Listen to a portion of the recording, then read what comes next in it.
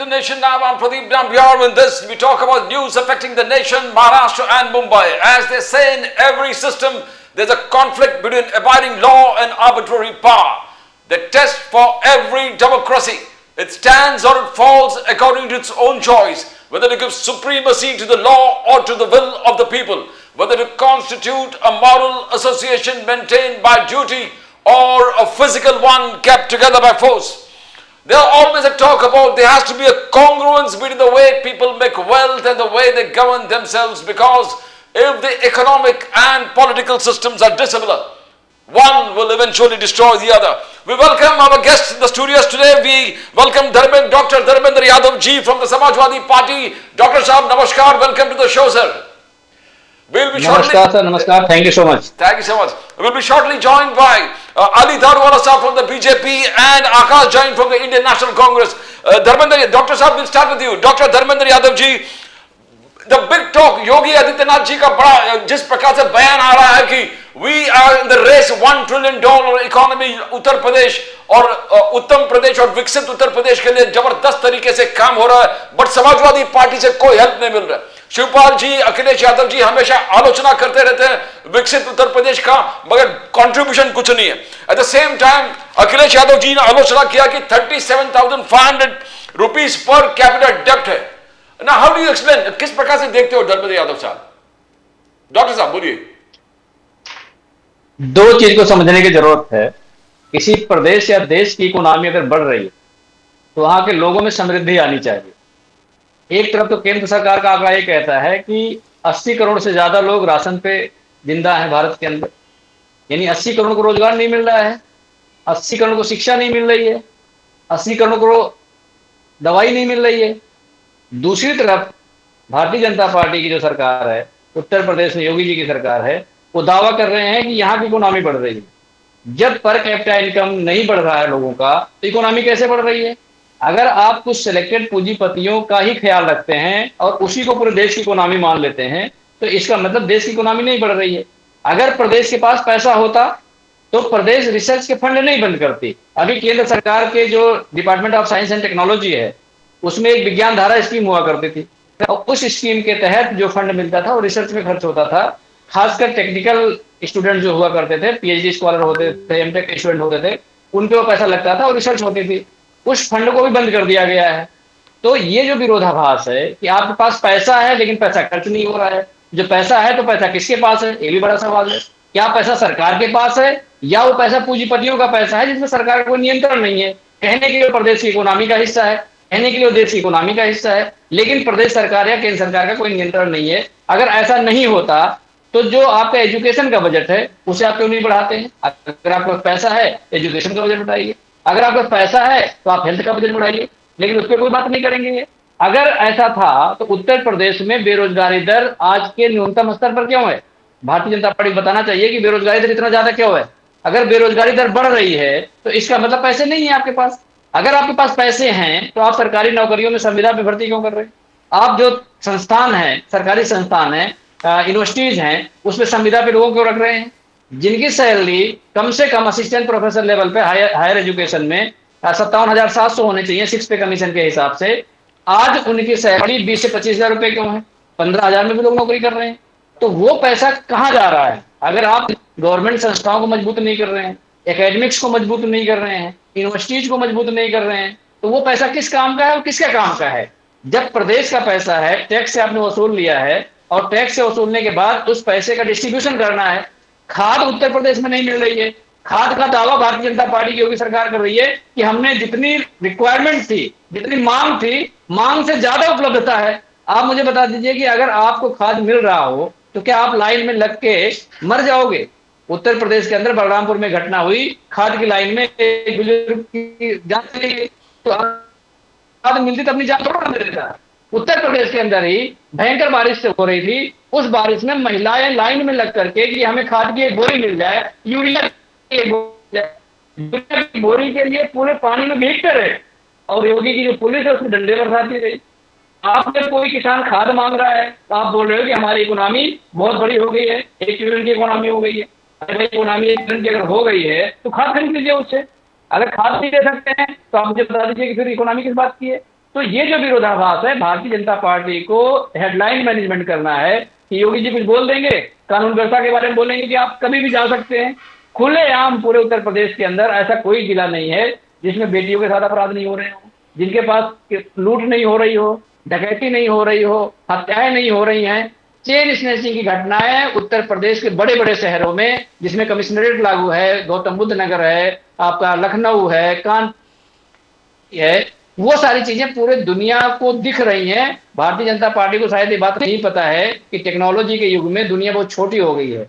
अगर योगी जी कुछ बोल रहे हैं, पूरे दुनिया की नजर में जा रहा है। अभी आपने जो विजुअल चलाए हैं, मेरे ख्याल से खाद वाला विजुअल है। बिल्कुल, मैं आपका आभार प्रकट कर रहा हूं, ये खाद वाला विजुअल है, जितना मैं समझ पा रहा हूं कि जब डंडे बरस रहे थे तो ये खाद वाला विजुअल है। तो योगी जी को तो मुंह से बोल देना है। तो ये भारतीय जनता पार्टी की ट्रेनिंग और परंपरा का हिस्सा है कि बस हमको बोलते रहना है, बोलते रहना है। जब हम सामाजिक न्याय की बात करेंगे, आप मुझे बताइए, 69,000 शिक्षकों की भर्ती हुई, उसमें पिछड़ी जातियों का आरक्षण खा लिया गया। अब उस आरक्षण की मांग को लेकर के जो अभ्यर्थी हैं, माननीय उच्च न्यायालय में गए। माननीय उच्च न्यायालय ने कहा कि नहीं, इनको आप ले लीजिए, इनको समायोजित कर लीजिए। उसके समायोजन की कोई योजना नहीं है। आप समझिए, जो शिक्षा विभाग उत्तर प्रदेश का, उसके पास इतने काबिल अफसर नहीं है कि 8 से 9,000 ओबीसी अभ्यर्थियों को समायोजित करने का कोई तरीका ढूंढ के निकाल दे। माननीय उच्चतम न्यायालय के आदेश के बावजूद भी वो अपने लटकाते रहे। फिर वो सुप्रीम कोर्ट में गए, सुप्रीम कोर्ट ने भी कहा इसका सोल्यूशन आप निकालिए।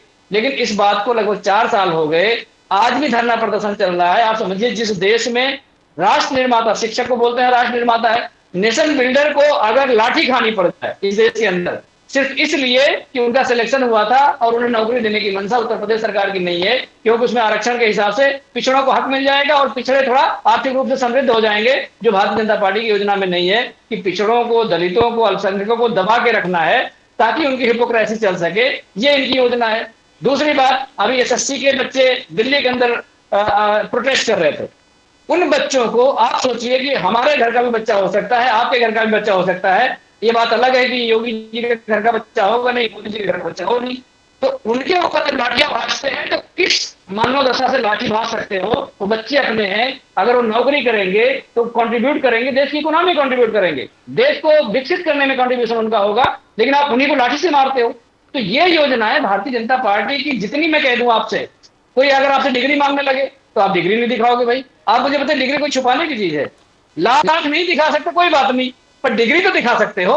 देश इतना उम्मीद तो कर ही सकता है कि लाल आंख मत दिखाइए भैया, डिग्री भी दिखा दीजिए। लेकिन ना डिग्री दिखाएंगे, ना लाल आंख दिखाएंगे। और फॉरेन पॉलिसी के मामले में पूरा देश जिस लचर हालत में चल रहा है, आप सीनियर जर्नलिस्ट, आप बहुत अच्छे से जानते होंगे, नेशनली और इंटरनेशनली इनके पास ना कोई कार्य योजना है, ना कोई विजन है, ना कोई लीडर है, ना कोई ब्यूरोक्रेट है जो इस बात को कह सके। डॉक्टर, मतलब इतनी कमजोर इच्छा शक्ति। डॉक्टर धर्मेंद्र यादव जी, आपने पूरे टॉपिक्स कवर कर दिए, everything in the short span. We welcome Ali Daruwala sahab, we welcome Ali Daruwala साहब फ्रॉम द बीजेपी। मैं डॉक्टर साहब आपके पास फिर आता हूं। जो अमित शाह जी ने कहा, जो क्रिमिनल नेता बिल है, उस बारे में मैं आता हूं। I just go to Ali Daruwala साहब फ्रॉम फर्स्ट। दारूवाला साहब, अमित शाह जी ने क्लियर कट कहा जो क्रिमिनल नेता बिल है, क्रिमिनल नेता बिल है। अमित शाह, मोदी जी और अमित शाह जी जेल से सरकारें चलने नहीं देंगे। We will not allow government to be run from the jail. Ali Daruwala साहब,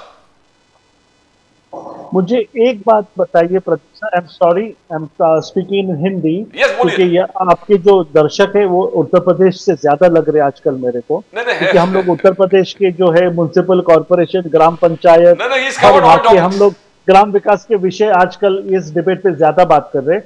तो मैं हिंदी में इसलिए बात करना चाहता हूँ।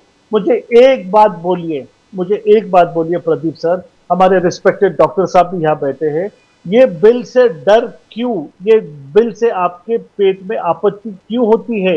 मुझे एक बताइए, क्या प्रदीप जी आपको, मेरे को जेल जाने से डर है? क्या हम लोग घबराते हैं?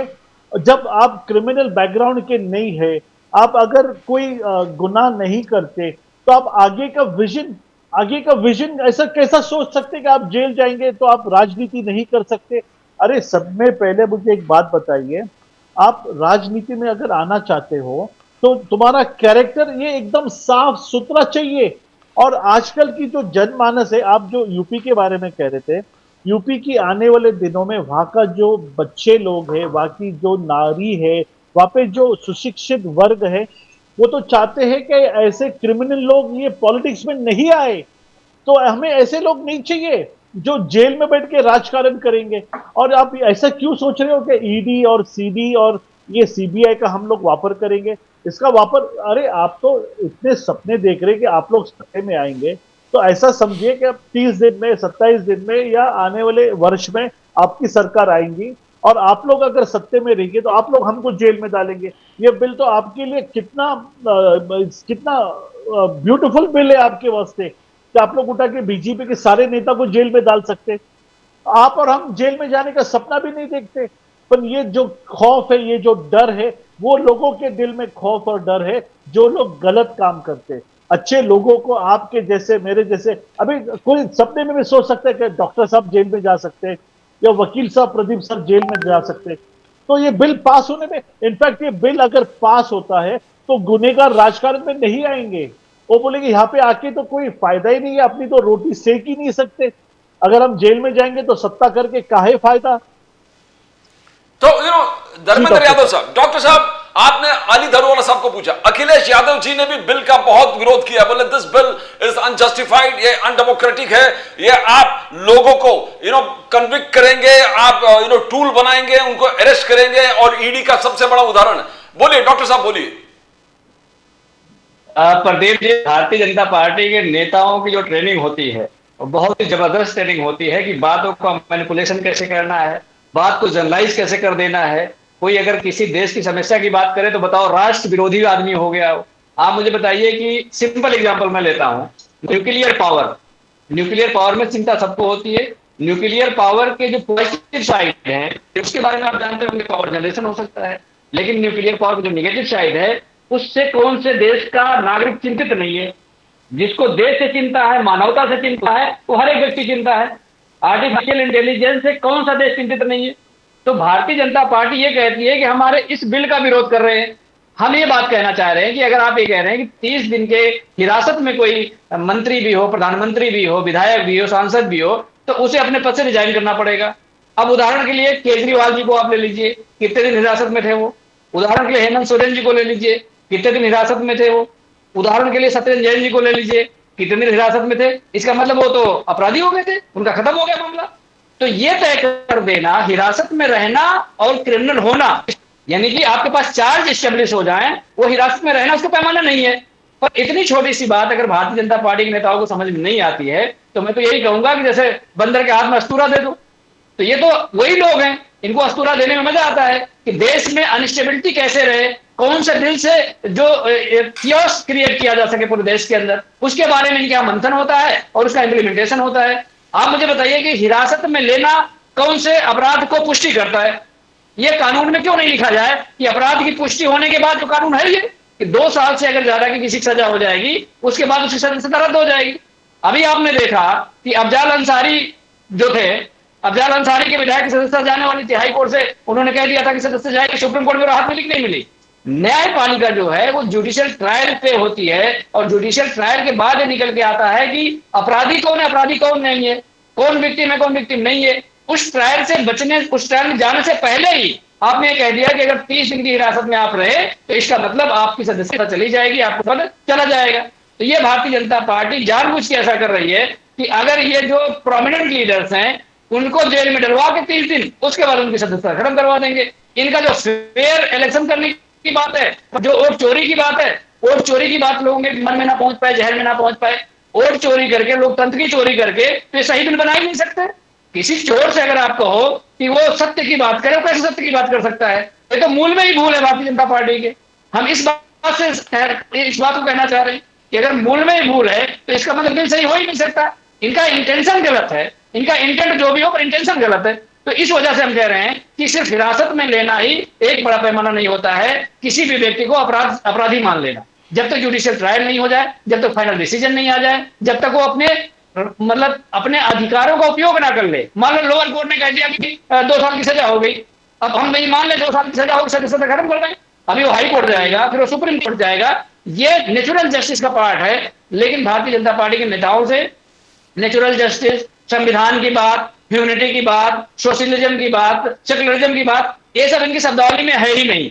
इनकी शब्दावली में हिंसा है, किसी को कैसे काटा जाए, वोट कैसे काटा जाए, किसी राजनीतिक सफर को कैसे काटा जाए, किसी को गलत तरीके से फंसा के जेल में कैसे डाला जाए, ये पूरा ये प्रोपेगेंडा भारतीय जनता पार्टी के संघ की शाखाओं में भी तैयार किया जाता है और इनके पार्टी कार्यालय में तैयार किया जाता है। उत्तर प्रदेश में आप देखिए, पूजा पाल एक विधायक समाजवादी पार्टी से जीत के गई, जब वो पार्टी विरोधी गतिविधियों में लिप्त हो गई, उन्हें पार्टी ने निकाल दिया। अब भारतीय जनता पार्टी के लोग बयान दिलवा रहे हैं कि उनके जान का खतरा है, और उत्तर प्रदेश में कह रहे कानून व्यवस्था बहुत तगड़ा है।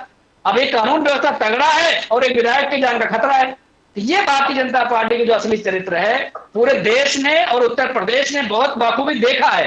अब भारतीय जनता पार्टी जब एक्सपोज होने के कगार पे आ गई है, जब इनके साथ कोई युवा खड़ा नहीं है, जब इनके पास कोई नारी शक्ति खड़ी नहीं है, जब इनके पास कोई किसान खड़ा नहीं है, जब इनके पास कोई मजदूर खड़ा नहीं है, जब इनके पास शिक्षक खड़े नहीं है, जब इनके पास एसएससी के अभ्यर्थी खड़े नहीं है, अब इनके पास लेने के बचा ही कुछ नहीं है। जब आप दो लोगों के लिए काम करते हैं पूरे देश के अंदर, तो दो ही लोग आपके पास खड़े होंगे और दो लोग आपको सिर्फ पैसा दे सकते हैं, आपका मीडिया मैनेज कर सकते हैं, लेकिन आपको वोट नहीं दे सकते हैं, आपको सामाजिक रिस्पेक्ट नहीं दे सकते हैं, आपको समाज में बैठने लायक नहीं बना सकते हैं। ये बात भारतीय जनता पार्टी समझना चाहिए। और वो दिन दूर नहीं है कि भारतीय जनता पार्टी के नेताओं को समाज में लोग बहिष्कार कर देंगे और ये प्रचार करने की बात नहीं, अपनी बात करने लायक नहीं बचेंगे। क्योंकि किसके पास जाएंगे? जब युवा के पास जाएंगे, बोलेंगे साहब हम एसएससी के भर्ती में गए थे दिल्ली में धरना प्रदर्शन करने और आपने हमें लाठी मरवा दी। किसानों के पास जाएंगे, किसान कहेंगे हमारे 800 किसान मारे जा चुके हैं आपके एक बिल ला करके, और आपने बाद में बिल वापस लिया, लेकिन किसानों की जान वापस तो नहीं आई। उन परिवारों को कैसे फेस करेंगे? मुझे बताइए। अग्निवीर भर्ती की परीक्षा ला दी है, अग्निवीर भर्ती शुरू कर दी है। जो जवान पूरे देश के लिए मर मिटने को तैयार होता था, अपना सब कुछ न्यौछावर कर देता था कि एक हमें पक्की नौकरी मिलेगी और कुछ ऐसी परिस्थितियां होंगी, अगर बाई चांस हमें शहादत हुई या हम शहीद हुए तो हमारे आने वाली पीढ़ी या हमारे बच्चे, हमारी पत्नी कम से कम एक सम्मानित जीवन जी सके, उतना पैसा मिलता था इनको और उनकी जिंदगी चल जाती थी। तो इसलिए उनको अपने देश के प्रति एक समर्पण होता था, उसको भी खत्म करने का भारतीय जनता पार्टी कर रही है। तो भारतीय जनता पार्टी कुछ ऐसा कर रही है जिससे देश का बहुत बड़ा नुकसान हो रहा है। प्रदीप जी, मैं आपको बताऊं। डॉक्टर साहब, लेट्स सी, अली दरवाला साहब उंगली उठा रहे हैं, कुछ बोलना चाहते हैं। बोलिए डॉक्टर अली दरवाला साहब, बोलिए। डॉक्टर साहब की वेदना ये छुपा नहीं सकते। इन्हें इतनी ज्यादा वोकैबुलरी एलर्जी हो गई है बीजेपी से, इन्हें बीजेपी के कोई भी काम में प्रशंसा दिखती नहीं, नजर ही नहीं आती। हम लोग जो मेन मुद्दा है जिसके ऊपर ये डिबेट आज रखा है, क्या यहाँ पे सांसद और विधायक जेल से शासन चला सकते? मैं क्या कहता हूँ, बीजेपी 2 मिनट के लिए आप बाजू रख दीजिए।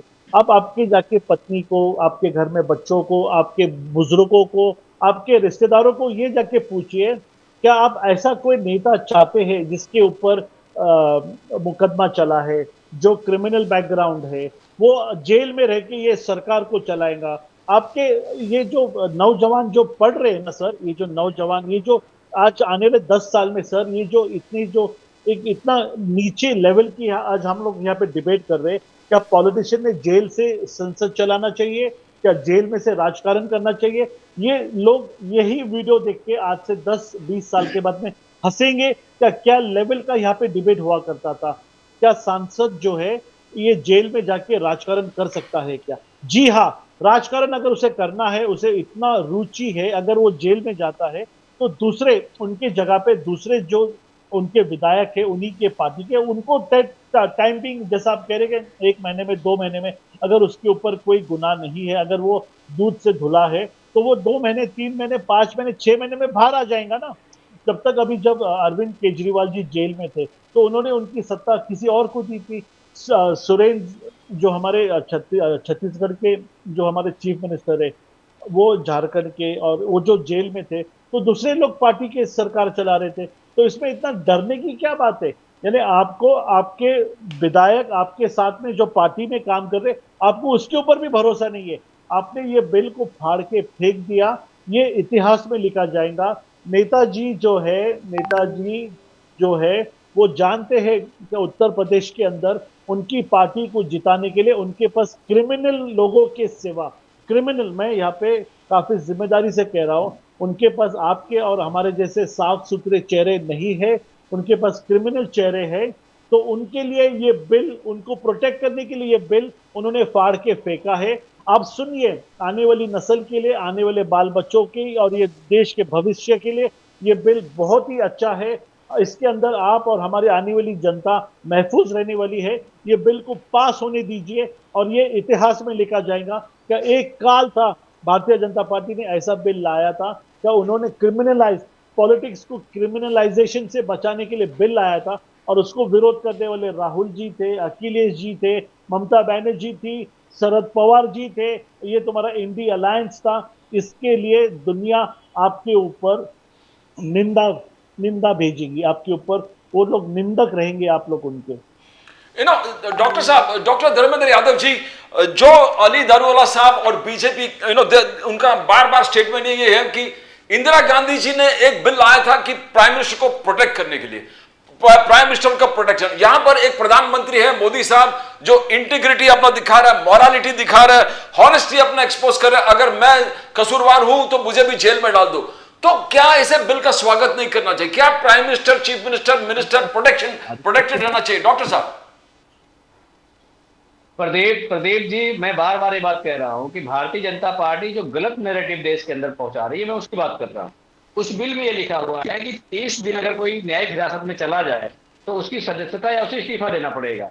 मैंने एग्जाम्पल आपको बताया कि अरविंद केजरीवाल, आपके सत्येंद्र जैन और आपके झारखंड के मुख्यमंत्री हेमंत सोरेन, ये सारे लोग उससे ज्यादा समय तक जेल में रह चुके हैं। तो इस बिल के अनुसार उन्हें अपने पद को छोड़ देना चाहिए। दूसरी बात मैं कहना चाहता हूं, भारतीय जनता पार्टी को अगर क्रिमिनल पे कोई इस तरह के एक्ट लाने भी थे या उस पर एक्शन करना था, तो उत्तर प्रदेश में योगी आदित्यनाथ के खिलाफ कितने मुकदमे थे, सबसे पहले उसे सार्वजनिक कर दे। एक डिबेट इस बात पे हो जाए कि उत्तर प्रदेश में मुख्यमंत्री योगी आदित्यनाथ पर कितने मुकदमे थे और उन मुकदमे क्यों वापस लिए, और उस मुकदमे में क्या क्या सजा हो सकती थी। किसी की हत्या का मुकदमा तो नहीं था, या कोई जघन्य अपराध तो नहीं था, कितने सालों की सजा हो सकती थी, उसको कैसे वापस ले लिया। तो भारतीय जनता पार्टी तो अपने नेताओं को बैकडोर से भी बाहर निकाल दे रही है। तो ये जो इनका घड़ियाली आंसू है कि हम इस तरह से क्या कहते हैं कि क्रिमिनल पर वो करना चाह रहे हैं, क्रिमिनल बैकग्राउंड के लोगों को रोकना चाह रहे हैं, ये दरअसल भारतीय जनता पार्टी चाहती है कि जो अपोजिशन के लीडर हैं, जो प्रभावशाली नेता हैं, उनके खिलाफ 2-4 तरह के केस गढ़ दिए जाएं। गढ़ने के बाद 30 दिन तक उनको न्यायिक हिरासत में भेज दिया जाए, उसके बाद उनका पॉलिटिकल कैरियर खत्म कर दिया जाए। मैं आपको बार बार कह रहा हूं, इंटेंट ठीक हो सकता है, लेकिन इंटेंशन भारतीय जनता पार्टी का कभी सही नहीं रहा। अगर इंटेंशन सही होता तो उत्तर प्रदेश में योगी आदित्यनाथ कभी मुख्यमंत्री नहीं बनते, क्योंकि उनके ऊपर जितने बड़े क्रिमिनल केसेस है, मेन स्ट्रीम के पॉलिटिशियन किसी पर नहीं है, किसी पार्टी के पॉलिटिशियन पर नहीं है आज की डेट में। दूसरी बात, अगर ये भ्रष्टाचार पे अंकुश लगाना चाहते हैं, हेमंत बिश्व शर्मा पर कितना बड़ा भ्रष्टाचार का चार्ज लगा। जब वो कांग्रेस में थे तो भ्रष्टाचार का चार्ज लग रहा था, जब भारतीय जनता पार्टी में आए और मोदी वॉशिंग पाउडर में धुल दिए गए और बिल्कुल साफ सुथरे हो गए। अजीत पवार को गृह मंत्री साहब ने खुद ही कहा, अमित शाह साहब ने, कि हम चक्की पीसिंग कर देंगे। 40,000 करोड़ के घोटाले में फंसे हुए थे। तो जो आदमी भारतीय जनता पार्टी की नजर में चक्की पीसने वाला था, उसे आपने ला करके डिप्टी सीएम बना दिया। छगन भुजबल का नाम आपने सुना होगा, हेमंत बिश्व शर्मा ने बता ही दिया। तो ये भारतीय जनता पार्टी का जो चरित्र है, ये देश को बताना इसलिए जरूरी है कि भारतीय जनता पार्टी जब कोई बड़ा काम करती है, नकारात्मक काम, तो उसके लिए एक दूसरा सबूत लेकर के आती है। वोट चोरी भारतीय जनता पार्टी की पूरे देश में पकड़ ली, हर एक विधानसभा में पकड़ ली गई है। नासिक वेस्ट में अगर आपको जानकारी हो, 2024 के जो लोकसभा चुनाव थे, लोकसभा चुनाव के बाद जो विधानसभा चुनाव हुए, उसमें 47% वोट बढ़ा दिए गए, लगभग 1.5 लाख वोट बढ़ा दिए गए। ये भारतीय जनता पार्टी की चोरी देश अगर जान जाएगा तो भारतीय जनता पार्टी हाशिए पे खड़ी हो जाएगी। इसलिए भारतीय जनता पार्टी ने एक नया सगुफा ले आई कि हम एक बिल लेके आना चाहते हैं, और उस बिल के इंटेंट को आपको मैंने बता ही दिया कि अगर उसका इंटेंट ठीक है भारतीय जनता पार्टी का तो कोई दिक्कत नहीं है, लेकिन इंटेंट ही ठीक नहीं है। तो इनकी जो चोरी पकड़ी जा रही थी, उस चोरी का से लोगों का दिमाग डाइवर्ट हो जाए, इसलिए इस तरह के बिल की बात कर रही है भारतीय जनता पार्टी। भारतीय जनता पार्टी किसी रिफॉर्मेशन की बात नहीं करती है। अगर इतने बड़े रिफॉर्मर होते तो आज देश के युवाओं को लाठी थोड़ा ना मारते, देश के युवाओं को रोजगार देते, क्योंकि वादा इन्होंने किया था 2 करोड़ रोजगार देंगे। देश के किसानों की आय दोगुनी करते, इनका वादा था 2014 में। और जो युवाओं की बात कर रहे थे अभी अरोड़ा साहब, 2014 में जो युवा 18 साल का था, आज कम से कम 29 साल का हो गया 11 साल बाद। उसकी शादी भी हो गई होगी, उसके बच्चे भी हो गए होंगे, लेकिन उसको रोजगार नहीं है। महंगाई इतनी है कि सरसों का तेल 3 गुना बढ़ गया है, सीएनजी का दाम 2-2.5 गुना बढ़ गया है, पेट्रोल का दाम 2-2.5 गुना बढ़ गया है। जब भारतीय जनता पार्टी के लोग पूंजीपतियों को मालामाल करना होता है तो इस तरह के बयान देते हैं और इस तरह का बिल ले आते हैं। कच्चा तेल 2014 के मुकाबले आज कितना सस्ता है? लगभग 3 गुना सस्ता है। उसके बावजूद भी पेट्रोल 2.5 गुना महंगा है। वो जो डिफरेंस है पैसा, वो डिफरेंस किसके पास जा रहा है? तेल कंपनियों के पास जा रहा है। तेल कंपनी किसकी है? अडानी और अंबानी की है। रिफाइनरी किसकी है? अंबानी की है। वो सारा पैसा उनके पास जा रहा है। अभी आपने देखा होगा कि वहां के अमेरिका के जो वित्त मंत्री हैं, स्कॉट बेसेंट, उन्होंने बताया कि $16 बिलियन जो फ्रांस से तेल खरीद रही है भारतीय जनता पार्टी की मोदी सरकार, $16 बिलियन मुनाफा सीधे सीधे अडानी और अंबानी को हो रहा है। देश के लोगों को तो 1 रुपए सस्ता पेट्रोल नहीं मिल रहा है। डॉक्टर साहब I'll come back to you. ये बहुत सीरियस चार्ज है। यस ये बहुत सीएनजी नहीं मिल रहा है। ये serious charge. Bharatiya Janata party का जो चरित्र है वो बताना जरूरी है, वो बेहद अहम है। बिल्कुल। मैं Daruwala sahab is also connected to petroleum products, उनके एसोसिएशन के वो अध्यक्ष भी हैं दारूवाला साहब। फर्स्ट वी टॉक अबाउट जो बिल के बारे में, जो राहुल गांधी जी ने कहता है कि बिल को अमित शाह जी ने कहा कि ऑर्डिनेंस को फाड़ दिया था लालू यादव जी को सपोर्ट करने के लिए, जो बिल मनमोहन सिंह जी ने लेके आया था। आज राहुल गांधी जी और लालू यादव जी गले लगा रहे हैं। इस चीज का विरोध किस? दारूवाला साहब बोलिए, you are raising your finger. देखिए, मैं आपको एक बात कहना चाहता हूँ। जो हमारे मित्र बार बार यहाँ पे एक मुद्दा उठा रहे, वोट की चोरी, वोट की चोरी। मैं इनसे एक बात पूछना चाहता हूँ, क्या वोट की चोरी कैसी होती है? मुझे आप बताइए। राहुल गांधी जी से एफिडेविट मांगा, वो तो भाग गए एफिडेविट देने से। उनके पास जो उन्होंने 41,000 जो वोटर्स का जो डबल रजिस्टर्ड लिस्ट लाया था, वो डबल रजिस्टर्ड लिस्ट तो उनके काल का था, उनके कार्यकाल का था। उसके बाद में 2004 में जो इलेक्शन हुआ था, जैसा अभी ये 2024 का जो ये बता रहे कि इस 2024 के इलेक्शन में हमने वोट की चोरी करी और हमारे आंकड़े 4.4 से बढ़ गए। मैं इनसे एक सवाल पूछता हूँ, आप प्लीज डॉक्टर साहब आप खरा खरा बोलिए चैनल के ऊपर। 2004 के अंदर मेरे पास यहाँ पे डेटा है इलेक्शन कमीशन ऑफ इंडिया का, 4.1 वोटर्स एडिशनल 2004 में दर्ज हुए थे। 2009 में 4.2 वोटर्स, 4.2% वोटर्स ये ज्यादा थे। तो जब ये वोट की चोरी नहीं हुई, और 2024 में जब 4.4, और ये 4.4 वोटर्स ये भी कहां से आए वो आपको दिखाया था कि जो एक तबका है, एक जो हमारी यूथ है जो 18 साल पास कर चुकी थी, वो एक्स्ट्रा वोटर्स जो 4.4% के अंदर जो वोटर्स है, जो 38 लाख एक्स्ट्रा वोटर्स जो महाराष्ट्र में दर्ज हुए, वो वोटर्स है। आपके टाइम में 4.1, 4.2 ये सब चलता है, मगर हमारे टाइम में जब 4.4 आता है तो आप कहते हैं वोट की चोरी। मैं आपके एक बात कहता हूं आपके माध्यम से, ये जो अटैक आप लोग जो डेमोक्रेसी के ऊपर कर रहे हैं ना, ये अटैक डेमोक्रेसी के ऊपर है। आप लोग जो है यहाँ पे जो लेफ्टिस्ट जो आपकी सोच है कि आप डेमोक्रेसी को डायरेक्ट अटैक करिए, वोट की चोरी बोलिए, हमारा संविधान खतरे में है बोलिए, क्योंकि आप लोग पावरफुल नेशंस, ये जो इंडिया जो तरक्की कर रहा है ना, ये आप लोग से हजम नहीं हो रहा है। तो आप कैसा करिए, तो मोदी जी को डिस्टेबलाइज करिए, योगी जी को डिस्टेबलाइज करिए, महाराष्ट्र के अंदर देवेंद्र फडणवीस गवर्नमेंट को डिस्टेबलाइज करिए।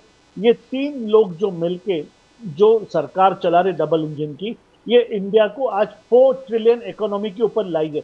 आपने जितना भी आज आधा घंटा जो बात किया, आपने जो बीजेपी की बुराई की, सर ये जनता आपके ये मार्केटिंग स्टंट्स को खरीद नहीं रहा है। हकीकत ये है कि मार्केट जो है इसके अंदर उछाल है, 4 ट्रिलियन इकोनॉमी है, 8% का जीडीपी है साहब, 8% का जीडीपी, इसको आप झुटला नहीं सकते। उसके बाद में आपने जो पेट्रोल का कहा था, पेट्रोल का तो आपने इतना गलत सब्जेक्ट निकाला, आपने नहीं निकालना चाहिए था सर।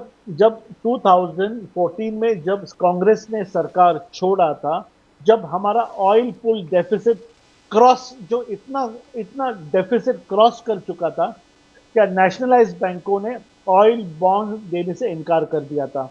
आप लोग $150 से डीजल और पेट्रोल खरीद रहे थे, और यहाँ पे 100 रुपए 90 रुपए से आप लोग बेच रहे थे। प्रति लीटर 50 रुपए घाटा के अंदर आप लोग कस्टमर्स को पेट्रोल दे रहे थे। काय के लिए? आप ये देश की संपत्ति को पूरा नष्ट कर रहे थे। यहाँ पे जब आप कोई चीज एक रेट से खरीदते हो, आप उसके कम में नहीं बेच सकते, क्योंकि आपको इलेक्शन में वापस आना था। वो ऑयल पुल डेफिसिट आज तक हमारी सरकार, जनमानस जो आप कहते हैं ना, इंटरनेशनल मार्केट के अंदर पेट्रोल डीजल का रेट कम है, पर यहाँ पे रेट कम क्यों नहीं हो रहा? आप लोग ने जो 60 साल में जो शासन किया था, ऑयल पुल डेफिसिट 13 लाख करोड़ को क्रॉस कर चुका था।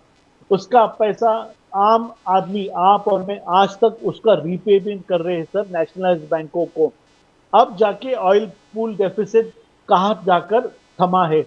ऑयल कंपनी की हालत हेल्दी हो गई है, ऑयल कंपनी आज प्रॉफिट में जा रही है। सर यहाँ पे जो मार्केट है ना, जो इन्वेस्टमेंट, जो निवेश आ रहा है हमारे बॉन्ड्स के माध्यम से, हमारे जो शेयर्स के माध्यम से, आज ऑल टाइम हाई सर, 70,000 को क्रॉस करके आज 80,000 की तरफ हमारा बॉम्बे स्टॉक एक्सचेंज जा रहा है।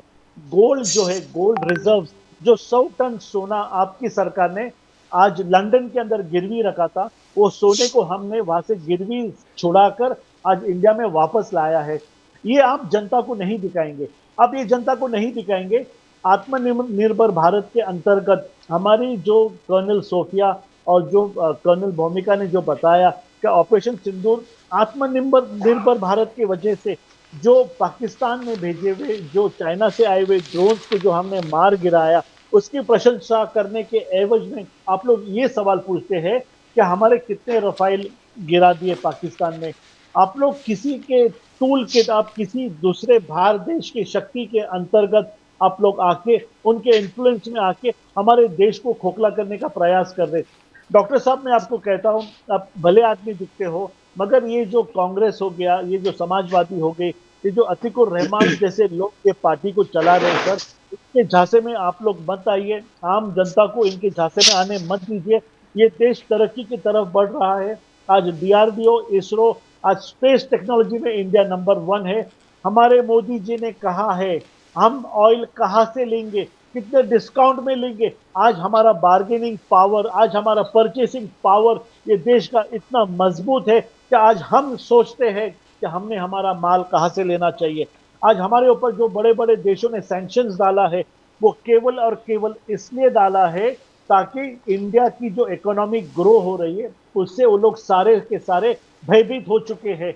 वो इंडिया को आने वाले देशों के, आजू बाजू देशों के साथ मिलके इंडिया को खोखला बनाना चाहते हैं। मगर हमारा देशवासी, हमारी 142 करोड़ जनता ये इतनी गाफिल नहीं है। ये मोदी जी के सच्चे काम को, उनकी ईमानदारी को, योगी जी को वो लोग इतना सराहना करते हैं। और इनके साथ में विकसित भारत, सर्वश्रेष्ठ भारत, सर्वदेव कुटुंब भारत जो बनने जा रहा है, इसको कोई भी, आपके जैसे कितने भी आप नैरेटिव चलाइए, आप आधा घंटा क्या, आप आधा दिन बात करिए, आप कांग्रेस की चाहे इतनी बुराई को, बीजेपी कांग्रेस के साथ मिलकर बीजेपी की आप जितनी भी बुराई करिए, सर ऑन पेपर आप लोग प्रूव नहीं करते। अगर इलेक्शन कमीशन ऑफ इंडिया, आप जो कहते हो, मैं तो उनका प्रवक्ता नहीं हूं, अगर वो लोग दोषी है, अगर 4.1, 4.2 आंकड़े आपको हजम नहीं होते, आप कोर्ट में जाके उनके ऊपर मुकदमा दर्ज क्यों नहीं करते? आपसे जब एफिडेविट मांगा जाता तो आपके नेता भाग जाते। यहाँ पे बिहार के अंदर जो स्पेशल इंटेंसिव रिव्यू होने जा रहा है, उसके अंदर, एक सेकंड मैं, आप सुनिए मेरी बात, ये बात आन के माध्यम से जनमानस को जानना चाहिए। 41 लाख वोटर्स के जो है, ये सारे आधार कार्ड फेक निकले। उसके बाद में 7 लाख लोग जो जीवित नहीं है, उनके नाम के ऊपर आज भी उनके नाम वोटर लिस्ट में है, और दूसरे लोग उनके नाम के ऊपर वोट करके जा रहे। 2 लाख लोग उनके घर को टाला है, वो लोग जॉब के लिए अपना प्रदेश छोड़ के दूसरे प्रदेश में चले गए। वो कब आते, कब वोट करते, ये देखने के लिए उनके परिवार रुका है कि ये कब आए, कब वोट किए और कब चले गए। सर, ये इलेक्शन कमीशन के ऊपर जो दोष लगाना है, ये इंडिया की जो डेमोक्रेटिक फैब्रिक है, इसको आप लोग अटैक कर रहे। ये इतना भयानक काम आप लोग कर रहे हो, लेफ्टिस्ट लोग के साथ मिलके डेमोक्रेसी को आप यहाँ पे खोखला कर रहे। हमारे दुश्मन वापस 2019 का शाहीन बाग ये देश में करना चाहते, वो लोग वापस वही करना चाहते क्या जब 2021 के अंदर तिरंगा को रेड फोर्ट से उतार के दूसरा झंडा लगाने की जो प्रयास हुआ, वो सारे टीवी पे सब लोग ने देखा। वो लोग वो प्रयास कर रहे, आप लोग वो लोगों का साथ देना चाहते। आप लोग वो लोगों का साथ नहीं देना चाहते जो ये तिरंगे के लिए अपने प्राण, अपनी जो बहनों ने अपने सिंदूर को गवाया, उसको आप लोग क्वेश्चन कर रहे। आज ऑपरेशन सिंदूर को सारे वर्ल्ड के अंदर हमारी उसके वजह से इज्जत बढ़ी है, मगर किसी ने नहीं, हमारे देश के अंदर ही हमारी धज्जियां उड़ाने का काम हमारे ऑपोजिशन ने किया। तो ये सब हकीकतें ये जनमानस देख रहा है। और ये जो भी है, आप अगर कहते हो कि बीजेपी की सत्ता से आपके किसान त्रस्त है, आपके बिजनेस त्रस्त है, और 2 करोड़ लोगों को यहाँ पे रोजगार नहीं मिला है, तो आने वाले दिनों में इलेक्शन में 2026 में बटन दबाकर वहां पे जनमानस बता देगा। और इतना ट्रांसपेरेंट, आपके जो सुप्रिया सुले है, इंडिया अलायंस के वो एक सदस्य है, उन्होंने कहा कि ईवीएम को दोष देना ये बिल्कुल गलत है। EVM can not be fabricated, can not be penetrated, उसके साथ में छेड़छाड़ नहीं हो सकता। मगर आप लोग इतनी बुरी तरह हार रहे हो, तो ये दोष आप लोग, आपकी जो खामियां है उसको आप लोग, खामियां को आप लोग दोष नहीं देते, आप इलेक्शन कमीशन को दोष दीजिए, आप ईवीएम मशीन को दोष दे दो, आप मोदी जी के जो है यहाँ पर बोल रहे कि ये लोग वोट की चोरी कर रहे हैं, यहाँ पे आप कह रहे हो कि कॉन्स्टिट्यूशन चेंज हो रहा है, आप लोग यहाँ पे फार्मर एजुटेशन डुप्लीकेट कराते हो, आप लोग फेक शाहीन बाग लगाते हो, आप लोग सीए एनआरसी के अंदर ये ऐसे मुसलमानों को डरा के रखा था आप लोग ने देश के अंदर। अब मुसलमान उभर के आ रहा है। मुसलमान ना तो कांग्रेस के साथ है, ना समाजवादी के साथ है। कांग्रेस केवल और केवल मुसलमान कांग्रेस को ठोकर मार चुका है। और आज मुसलमान पूरा तुष्टिकरण का राजनीति डॉक्टर जानते भारतीय जनता पार्टी के साथ है। प्रदीप सर, डॉक्टर यादव जी, आपने सुना धर्मेंद्र यादव जी, अली दारूवाला साहब ने कहा कि तुष्टिकरण का राजनीति नहीं चलेगा ज्यादा देर। अली दारूवाला साहब आरएसएस से जुड़े हुए इंद्रेश कुमार जी के साथ काम करते हैं, मुस्लिम कम्युनिटी का अपलिफ्टमेंट में और नेशनल कंट्रीब्यूशन में उनका। बोलिए धर्मेंद्र यादव जी, डॉक्टर साहब बोलिए। सबसे पहले तो मैं ये बोलना चाह रहा हूं कि भारतीय जनता पार्टी की जो एसयूपी है, कंक्लूडिंग रिमार्क में वो आ ही जाती है। तुष्टिकरण की बात इस डिबेट में ना आपने नाम लिया, ना मैंने नाम लिया, साहब ने नाम लिया, तो कुछ ना कुछ तो होगा, उन्हें सिखाया जाता, कोई बात नहीं। अब मैं तेल कंपनी की बात करता हूं। उन्होंने कहा तेल कंपनियां हेल्दी हो रही हैं, तो मैं भी कह रहा हूं हेल्दी हो रही हैं। जिसकी तेल कंपनी हो तो हेल्दी हो ही रहा है।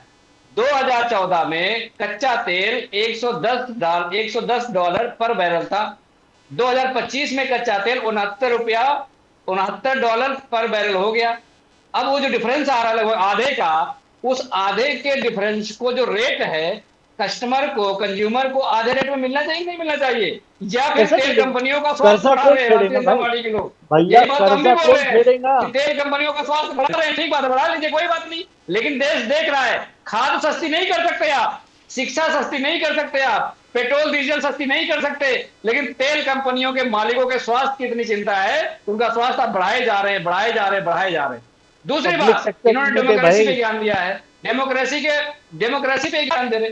आप मुझे बताइए, इलेक्शन कमीशन ऑफ इंडिया की नियुक्ति में चीफ जस्टिस ऑफ इंडिया को बाहर क्यों रखा गया? इसलिए रखा गया कि वोट चोरी करना है, पहले से फील्डिंग कर लो, अगर अपना इलेक्शन कमिश्नर नहीं होगा तो नहीं मानेगा और देश को बता देगा कि ये मुझसे चोरी करवाना चाहते हैं। इसलिए इलेक्शन कमिश्नर ऑफ इंडिया की नियुक्ति के लिए नया बिल लाया गया कि जो न्यूट्रल है चीफ जस्टिस ऑफ इंडिया, उसे बाहर कर दो, एक प्रधानमंत्री हो जाएगा, एक लीडर ऑफ अपोजिशन हो जाएगा और एक कैबिनेट दर्जे का मंत्री हो जाएगा। तो सरकार के 2 लोग हैं, जिसकी सरकार होगी उसका इलेक्शन कमिश्नर ऑफ इंडिया हो जाएगा। आप नियुक्ति कराओगे इलेक्शन कमिश्नर ऑफ इंडिया की, तो आपका ही तो काम करेगा? कर नहीं रहा है, मुझे बताइए। अब मैं इन पे आता हूं। महाराष्ट्र में जो वोट बढ़ने की बात कर रहे हैं, बहुत बढ़िया बात कर रहे हैं कि 18 साल से ज्यादा वोटर बढ़ गए, इस बात से मैं सहमत हूं। मैं 2 विधानसभाओं का आपको डेटा बता रहा हूं, सीएजीएस का डेटा है। नासिक वेस्ट में लगभग 1.5 लाख वोट बढ़ गए साहब के अनुसार। इसका मतलब 1.5 लाख यूथ नए जुड़ गए 18 साल से ज्यादा वाले। हिंगना विधानसभा में 1.3 लाख लोग जुड़ गए, इसका मतलब 2 विधानसभा मिला के लगभग 2.8 लाख यानी कि 2.5 लाख से ज्यादा वोटर जुड़ गए महाराष्ट्र की 2 विधानसभा में। अब पूरे बिहार में एसआईआर हो रहा है, स्पेशल इंटेंसिव रिवीजन हो रहा है। 65 लाख लोग हट गए और जुड़े कितने? 0। जुड़े कितने? 0। ये है भारतीय जनता पार्टी का असली वोट चोरी। 2 विधानसभाओं में 2.5 लाख से ज्यादा यानी कि 2.8 लाख लोग जुड़ते हैं और पूरे बिहार के अंदर 65 लाख लोग बाहर हो जाते हैं और उसमें जुड़ते हैं 0, एक भी नहीं जुड़ता है। दूसरी बात, एफिडेविट की बात कर रहे हैं। समाजवादी पार्टी ने 2022 के विधानसभा चुनाव के बाद 18,000 एफिडेविट, 1 नहीं, 2 नहीं, 100 नहीं, 1000 नहीं, 18,000 एफिडेविट दिया इलेक्शन कमिश्नर को। उसके बावजूद भी कार्रवाई के नाम पे 0, कोई कार्रवाई नहीं हुई। एक जगह कार्रवाई नहीं हुई। 18,000 एफिडेविट देने के बाद अगर इलेक्शन कमीशन आंख बंद करके बैठा है तो इसका मतलब वो भारतीय जनता पार्टी का एजेंट बन चुका है और उसे इससे लोकतंत्र कमजोर होता है। लोकतंत्र को ये सबसे बड़ी गाली है, मैं बता दूं आपको, भारतीय जनता पार्टी के टाइम में। तीसरी बात जो आप कह रहे हैं कि ये संघ से आते हैं, संघ से आते हैं तो इनको जानकारी होगी, संघ कभी तिरंगा अपने मुख्यालय पर नहीं फहराता था। तिरंगे के सम्मान में संघ ने कुछ नहीं किया, बस इतना काम जरूर किया था, अंग्रेजों की पेंशन से अपना जीवन यापन करते थे, देश के नौजवानों के खिलाफ खड़े होकर के और अंग्रेजों का साथ देते थे, हमारी योजनाओं को अंग्रेजों तक डिस्क्लोज करते थे ताकि देश ज्यादा समय तक गुलाम बना रहे। भारत छोड़ो आंदोलन का विरोध करने वाले भारतीय जनता पार्टी के लोग संघ के लोग थे। भारत छोड़ो आंदोलन अगर नहीं होता ये देश आजाद नहीं होता, लेकिन उस आंदोलन में भी अपनी कोई भूमिका नहीं निभाए। तो आज जो पेंशन पे जीने वाले लोग हैं वो मेरे ख्याल से राष्ट्र पर ज्ञान ना दें, तिरंगे पर ज्ञान ना दें, क्योंकि तिरंगे का सबसे बड़ा अपमान अगर किसी ने किया है इस देश के अंदर सिर्फ एक संगठन ने किया है, वो संघ है। संघ तिरंगा कभी फहराता नहीं था, उसको अपने अपने झंडे से ज्यादा मोहब्बत था, ज्यादा लगाव था, तिरंगे से कोई लगाव नहीं था। तो ये तिरंगे पे ज्यादा ज्ञान ना तो ज्यादा बढ़िया है। दूसरी बात, ऑपरेशन सिंदूर की बात कर रहे हैं। ऑपरेशन सिंदूर में जिस तरह की किरकिरी पूरे देश, भारत देश की पूरी दुनिया के अंदर हुई, आज तक किसी प्रधानमंत्री के कार्यकाल में भारत को इतना शर्मसार पूरी दुनिया के पटल पर नहीं होना पड़ा।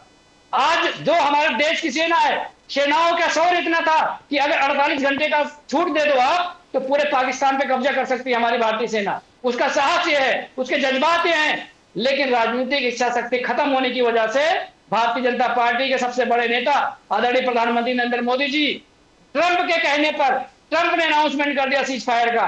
भारत अभी इतना कमजोर नहीं है कि इस देश की लड़ाई में, इस देश के ऑपरेशन में उसके सीज फायर का ऐलान किसी दूसरे देश का राष्ट्राध्यक्ष करे और हमारे देश के प्रधानमंत्री के मुंह से एक अल्फाज भी नहीं निकले कि नहीं हमने ऑपरेशन अपने आप शुरू किया था और हम अपने आप खत्म करेंगे, उसका अनाउंसमेंट हम खुद करेंगे। वो भी नहीं कर पाए। एक बार नहीं, 2 बार नहीं, 3 बार नहीं, 29 बार ट्रंप ने देश को अपमानित किया, लेकिन देश के प्रधानमंत्री का न 56 इंच की छाती खोली, न उसका खून खौला, न उसकी लाल आंख दिखाई दी। पूरे देश को बेइज्जत करता रहा, संसार करता रहा, लेकिन कभी बोल नहीं सके देश के प्रधानमंत्री। बोलिए बोलिए। हाँ। जो हमारे सैनिकों ने शौर्य दिखाया, कर्नल सोफिया कुरैशी की बात कर रहे, कर्नल सोफिया कुरैशी के जाबाज शौर्य को पूरा देश नतमस्तक हो रहा था, तो भारतीय जनता पार्टी का एक नेता कहता था कि ये आतंकवादियों की बहन है। ये इनकी मानसिकता, समझिए आप इसको। जो तुष्टिकरण की बात कर रहे थे, उनमें ऑपरेशन सिंदूर में भी तुष्टिकरण दिखता था और वे बात करने की बात करते हैं। भारतीय जनता पार्टी के डिप्टी सीएम ने कहा कि भारत की सेना मोदी के चरणों में नतमस्तक है। ये देश के सेना का इससे बड़ा अपमान आजादी के बाद इस देश में कभी नहीं हुआ। मोदी के चरणों की तुलना भारतीय सेना से हो सकती है? अरे ये तो मतलब इससे ज्यादा कौन गिर सकता है? वोट के लिए, कुर्सी के लिए, इससे ज्यादा देश का कोई नहीं गिर सकता है। दूसरी बात आतंकवाद की, मैं आपको बताना चाह रहा हूं कि कूटनीतिक तौर पर भारतीय जनता पार्टी की मोदी सरकार जितनी बुरी तरह फेल हुई है, जितनी निंदा की जाए, देश का जो भी असली देश को चाहने वाला है इस बात को मानता है, इस बात को समझता है। जब हमारा 1971 में इंदिरा जी प्रधानमंत्री थी, उस समय अमेरिका पूरी तरह से पाकिस्तान के साथ खड़ा था। देश में उतने संसाधन नहीं थे, लेकिन देश के अंदर इच्छा शक्ति थी, प्रधानमंत्री की राजनीतिक इच्छा शक्ति थी। यूएसएसआर को साथ लेकर के अमेरिका को उंगली दिखाया, आंख दिखाया और बोला कि हम जो भी ऑपरेशन करेंगे अपनी शर्तों पर करेंगे, और पाकिस्तान को फाड़ के 2 टुकड़े कर दिया। इसको बोलते हैं देशभक्ति, इसको बोलते हैं जज्बात, इसको बोलते हैं राजनीतिक इच्छा शक्ति, इसको बोलते हैं देश के प्रति अपना प्यार, इसको बोलते हैं कमिटमेंट, इसको बोलते हैं जवाबदेही, इसको बोला जाता है। इनके अंदर कुछ नहीं है, ये पूरी तरह से खल्लास से खत्म हो गए। उसके बाद विदेश नीति की बात मैं करता हूं आपसे। जब विदेश नीति का मतलब ये होता है, जब आप कभी युद्ध में जाते हैं, किसी ऑपरेशन में जाते हैं, किसी भी देश का युद्ध हो, चाहे आपका यूक्रेन का युद्ध ले लो, चाहे इजराइल का युद्ध ले लो, जब भी कोई देश, 2 देश युद्ध लड़ते हैं तो पूरा विश्व 2 खेमे में बढ़ जाता है। जब 2 खेमे में बढ़ जाता है तो आपके साथ कितने लोग खड़े हैं, ये आपकी कूटनीतिक क्षमता है, तब इसको बोलते हैं विदेश नीति। जब भारत और पाकिस्तान का ऑपरेशन सिंदूर चल रहा था तो भारत के पक्ष में कितने देश खड़े हुए मुझे बताइए? पाकिस्तान के पक्ष में खुलेआम चाइना खड़ा हो गया, तुर्की खड़ा हो गया, अमेरिका पीछे से बैकिंग कर रहा था, लेकिन भारत के पक्ष में कोई एक नहीं खड़ा हुआ। और किसी पूरी दुनिया में एक देश ने नहीं कहा कि पाकिस्तान ने टेरर एक्टिविटी की है, ये भी नहीं बोला। इसको बोलते हैं कि भारत की नाक कटवाई भारतीय जनता पार्टी ने और मोदी ने पूरे दुनिया की पटल और कूटनीतिक तरीके से फेल हो गए पूरी तरह से। तीसरी बात मैं आतंकवाद की कह रहा हूं, इस देश के अंदर कभी भी 200 किलोमीटर के अंदर सेना 200 किलोमीटर की सीमा में आके घुस के आतंकवादियों ने इत्मीनान के साथ, हथियार के साथ घुसे, 200 किलोमीटर अंदर आए, उसके बाद घेरा बना करके हमारे सैलानियों के कपड़े उतरवा करके उनके धर्म को चेक करके फिर नृशंस हत्या कर दी। उसके बाद भी इनकी संवेदना नहीं इसमें जागी और इन्होंने कह दिया कि हम फर्जी स्केच जारी कर दिए। अगर देश की सेना को छूट देते 24 घंटे के अंदर चारों आतंकवादियों के सर अगर आपके चरणों में नहीं होते तो मैं अपना नाम बदल दूंगा। सीडीएस ने इस बात की चिंता कही थी। सीडीएस ने कहा था कि अगर हमारे हाथ बदल नहीं होते तो शायद हमारे राफेल के नुकसान में हम नहीं जाते, लेकिन फिर भी हमने उसके बाद रिवाइव किया। तो देश की सेना को हाथ बांध कर आप युद्ध में उतार देते हो, कूटनीतिक तरीके पर कोई बात नहीं कर सकते आप बस छोटे होने चले जाते हो। ये इनकी कूटनीति है। तो ये इस पे ज्ञान ना दे ज्यादा बढ़िया होगा मेरे ख्याल से। और ऊपर से अमेरिका, मोदी के मित्र है ट्रंप जी, उनके चुनाव प्रचार में जाते हैं। किसी भी देश के लोकतांत्रिक देश के प्रधानमंत्री का इससे घटिया फैसला नहीं हो सकता किसी दूसरे राष्ट्र के राष्ट्राध्यक्ष के चुनाव रैली में जाए और बोले कि आपकी बात ट्रंप सरकार। इससे ज्यादा छोटी सोच, इससे ज्यादा न्यूनतम स्तर की राजनीति, इससे ज्यादा न्यूनतम मर्यादा पूरे दुनिया के अंदर आपको देखने को नहीं मिलेगी। आपका करियर बहुत बड़ा है पत्रकारिता का। जी डॉक्टर साहब, अब उनको बोलने दीजिए। दारूवाला साहब बहुत देर से उंगली उठा रहे कि रिपोर्ट करना है आपको। बोले बोले दारूवाला साहब। बिल्कुल, मैंने एक एक पॉइंट इनके लिख के लिया। ये जो फेक नैरेटिव यहाँ पे फैला रहे, इसको मैं यहाँ पे आपके जनमानस से, आपका ये शो खत्म होने के पहले मुझे इसे क्लियर कट इसे अपोज करना है। इन्होंने कहा क्या पाकिस्तान को हम लोग हरा सकते थे। सर, यहाँ पे पाकिस्तान को अटैक करना हमारा उद्देश्य नहीं था। हमारा उद्देश्य वो टेररिस्ट टारगेट जहाँ पे ये लोग पनपते हैं, वो 19 टारगेट्स को अटैक करना, ये हमारा उद्देश्य था। वो हमने 2 दिन के अंदर, 24 घंटे के अंदर हमने वो कर दिखाया। 100 से ज्यादा अतिरेकी जो वहां पर पनप रहे थे और जो ये ट्रेनिंग कैंप चला रहे थे, उसको हमने उद्ध्वस्त कर दिया। ये आप इसकी कभी भी प्रशंसा नहीं करेंगे। और ये भी हमने उनके देश में जाके उनको न्यूट्रलाइज किया और हमारी एयर सुप्रीमेसी उस दिन हमने आपको दिखा दी, जो आपने नहीं देखी क्योंकि आप देखना नहीं चाहते। इसके बाद में आपने कहा क्या सोफिया मैम के बारे में हमारे कोई नेता ने कुछ गलत कहा, उसको यहाँ पर सुप्रीम कोर्ट ने इतना फटकारा है, उन्हें माफी देना पड़ा।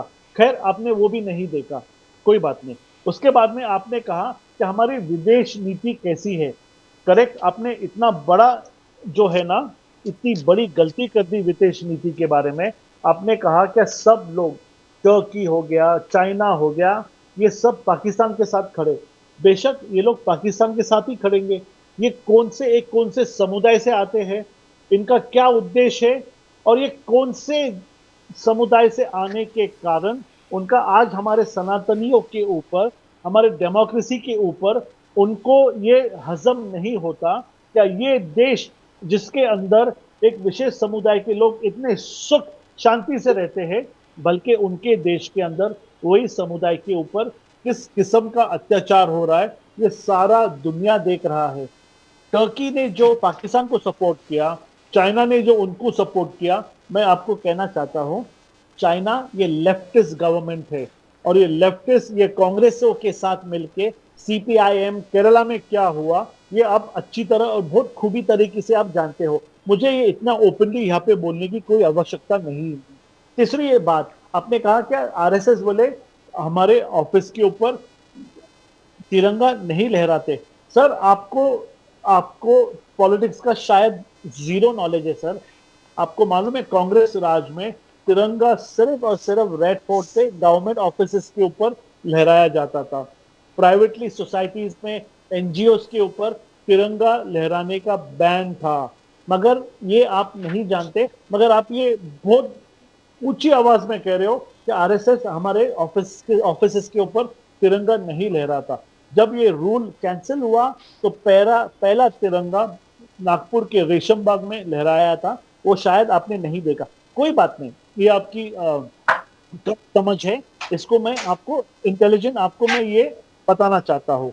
और आपको मैं ये कहना चाहता हूँ, क्या आज जो है आने वाले 5 साल में, मेरी बात ध्यान से सुनिए, और आने वाले 10 दिनों में, 5 साल में और 10 दिनों में, यहाँ पे जो देश ने हमारे ऊपर सैंक्शंस डाला है, वो देश को वहां पर अपने रहने वाले हमारी जो विदेश नीति है उसके वजह से उनको रीथिंक करने का विंडो दिया।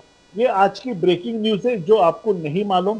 कोई बात नहीं, आप कह रहे 50% हमारे ऊपर सैंक्शन है, हमारी विदेश नीति बहुत खराब है, और आप कह रहे क्या मोदी जी ने एक हमारे जो इतने पावरफुल राष्ट्र है उनकी राजनीति के अंदर जय जयकार किया था, वो जय जयकार कभी भी फेल नहीं जाएगा। उसके बाद में जो चाइना का आप कह रहे थे ना, चाइना जो पाकिस्तान के साथ में, उनके साथ में वॉर के वक्त खड़ा था, वही इंडिया और चाइना ये लास्ट 10 डेज के अंदर इतने सारे बायलैटरल अग्रीमेंट साइन हुए हैं, जो आपके नेताजी आज दोपहर में सांसद में चिल्ला चिल्ला के कह रहे थे कि हमारे देश में शेतकरियों को, बलिराजा को, फार्मर्स को खाद नहीं मिलता। वो खाद ऑलरेडी इंपोर्ट हो गया। 3 साल का जो शॉर्टेज था, वो यूरिया आने वाले हफ्ते से, मेरी बात सुनिए, आने वाले हफ्ते से इंडिया के अंदर उसका इंपोर्ट शुरू हो चुका है। खत, हमारे फर्टिलाइजर्स हमारे शेतकरियों को भरपूर मिलने वाला है, और वो भी गवर्नमेंट सब्सिडाइज रेट के अंदर। और तीसरी इंपॉर्टेंट बात, जो विदेश नीति है, उसके लिए हमारे प्राइम मिनिस्टर ने कहा क्या शेतकरी का जो इंटरेस्ट है, जो फार्मर्स का इंटरेस्ट है, भले उसके लिए जो मुझे जुर्माना होगा, जो मेरे नुकसान होगा, वो मैं सहने के लिए तैयार है, मगर उनकी जो फार्मर्स सिक्योरिटी के लिए मैं मेरे पॉलिसीज के साथ में पेनिट्रेट नहीं करूंगा, भले उसका सजा मुझे भुगतना पड़े, मैं भुगतने के लिए तैयार हूं। मगर विदेश नीति क्या है, ये आने वाले चंद दिनों में आप और आपके नेताजी ये देखेंगे। जनमानस से मैं आश्वस्त करना चाहता हूं, फर्टिलाइजर्स का शॉर्टेज खत्म हो चुका है। पेट्रोल, डीजल, ये जो सैंक्शन के वजह से, यूएस के सैंक्शन के वजह से रशिया ने और 5% रेट कम कर दिया। ये बिजनेस कहते हैं। इंडियंस जो है ना, इसको किसी से बिजनेस सीखने की आवश्यकता नहीं है। जो देश 300 साल पहले बना, वो हमारे 3000 साल की सभ्यता के साथ में उनकी कोई भी तुलना नहीं हो सकती। हमारे पास जो वेल्थ है, हमारे पास जो सनातन है, हमारे पास जो ऋग्वेदा है, हमारे पास जो भगवत गीता, महाभारत है, इसके अंदर रणनीति हमें किसी से भी सीखने की आवश्यकता नहीं है। और मैं आपको क्लियर कहता हूं, ये जो सनातनी सरकार है, ये जो केसरी सरकार है, ये केसरी सरकार हमारे एक विशेष समुदाय को साथ में लेके चल रही है, जो आप लोग से देखा नहीं जाता। आप लोग की ये एक बोलते दुविधा है, आपको यहाँ पे कांग्रेस को वालों को, समाजवादी वालों को, बीजेपी को भला बुरा कहने के लिए भेजते हैं, मगर आप लोग का सारा एम्युनिशन अब खत्म हो चुका है। और मोदी जी कितने सक्षम है, ये आने वाले दिनों में जो बड़े राष्ट्र हमारे ऊपर सैंक्शन लगा रहे थे, वो सारे सैंक्शन निकलते हुए आप देखेंगे, जब आप आपकी उंगली आपके दांतों के बीच में चबाएंगे। बोलिए बोलिए डॉक्टर धर्मेंद्र यादव जी, दारूवाला साहब ने पूरा एक्सप्लेन कर दिया जो आपने आरोप लगा दिया। ये उनका रिप्लाई भी दीजिए, और ये भी बता दीजिए कि CP Radhakrishnan as a vice president candidate आप इसलिए उनको मना अपोज कर रहे क्योंकि वो आरएसएस से रिलेटेड है। दारूवाला साहब आरएसएस से रिलेटेड है, क्या आरएसएस से रिलेटेड डिस्क्वालिफिकेशन अपने आप में हो जाता है डॉक्टर साहब? बोलिए बोलिए। देखिए, भारतीय जनता पार्टी के एक कैंडिडेट थे उपराष्ट्रपति, थे भी हो धनखड़ साहब। धनखड़ साहब का पता नहीं है, अगर आपको पता हो तो हमें बताइएगा, कभी आगे बात की वजह उसको बताइएगा। ये भारतीय जनता पार्टी की जो योजना है, बहुत योजनाबद्ध तरीके से काम करती है। जब मोदी जी से 2014 का हिसाब पूछा जाता है, तो मोदी जी कहते हैं 2047 का भारत कैसा होगा, तो मोदी जी उस समय पता नहीं होंगे कि नहीं होंगे, जो होगा वो देखेगा। 11 साल हो गए इनको ये नहीं पता है कि यूरिया खाद की जरूरत कब पड़ती है। जब धान की फसल लगाई जाती है जुलाई और अगस्त में, तब यूरिया खाद की जरूरत पड़ती है। ये बोल रहे हैं कि अब हमें डिफिशियंसी पता चल गई थी, हमने इंपोर्ट के लिए साइन कर दिया है, अब इंपोर्ट होके आएगा और किसानों को मिल जाएगा। ये तो बार बार कहते हैं। भारतीय जनता पार्टी क्या करती है, समस्या पहले क्रिएट करती है, उसके बाद उसका सोल्यूशन निकालने के लिए आपदा में असर होती है, फिर अपने मित्रों को देती है। जैसे कोयले के इंपोर्ट किया था अडानी साहब ने, ऑस्ट्रेलिया से किया था।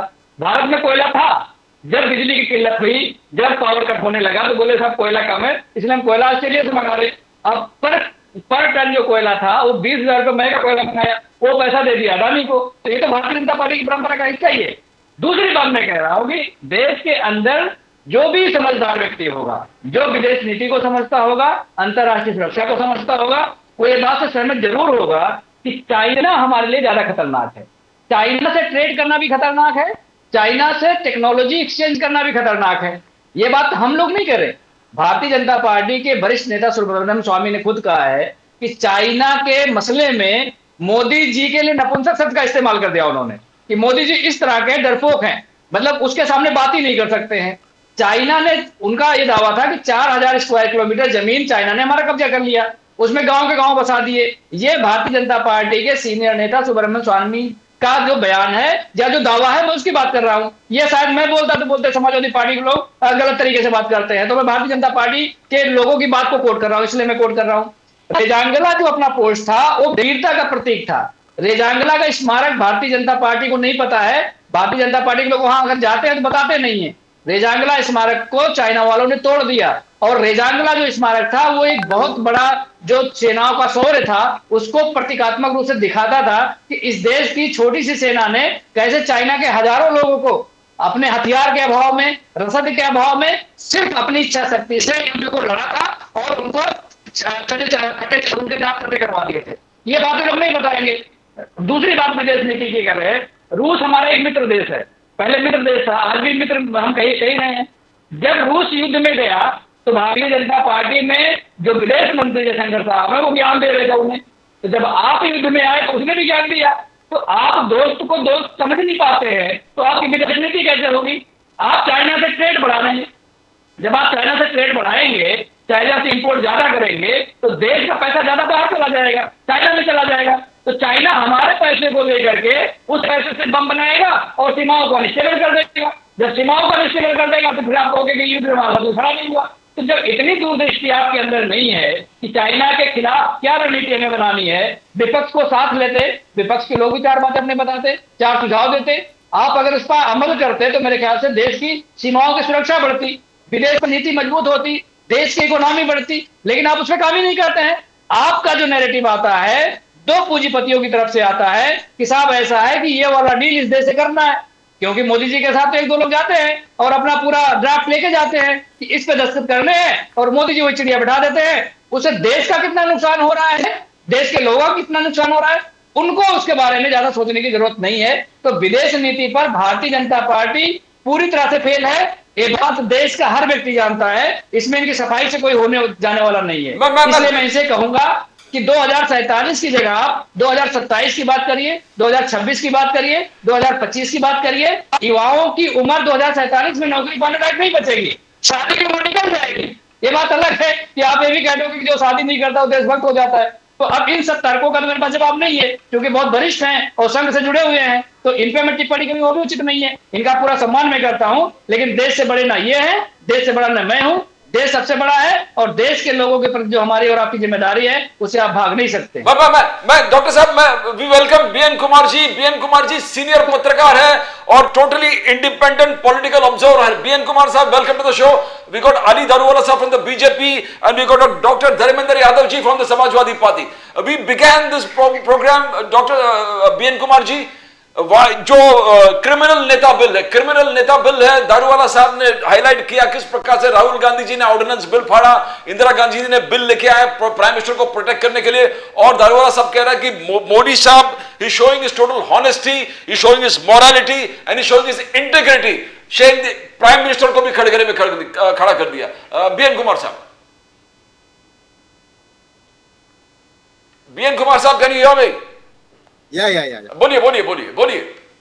ठीक है, बिल तो ठीक था, लेकिन as an independent observer my observation is that this is nothing but yet another deflection strategy by the BJP, क्योंकि ये जो वोट चोरी वगैरह बिहार में जो एसआईआर चल रहा है उसके ऊपर जो ये सब जो कंट्रोवर्सी चल रहा था उससे हटाने के लिए, अटेंशन हटाने के लिए इन लोगों ने कोशिश करी है।